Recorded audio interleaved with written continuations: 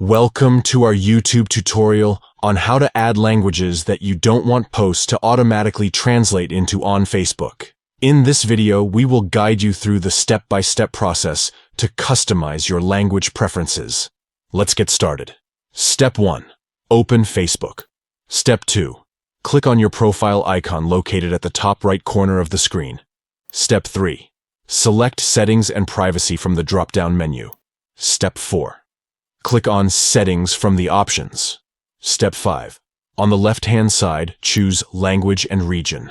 Step 6. Next to languages you don't want automatically translated, click on Edit. Step 7. Enter the desired languages that you don't want posts to automatically translate into. Step 8. Finally, click on Save Changes to apply your preferences. By following these easy steps, you can have greater control over the automatic translation of posts on Facebook. Watch our video tutorial for a visual demonstration and start customizing your language preferences today.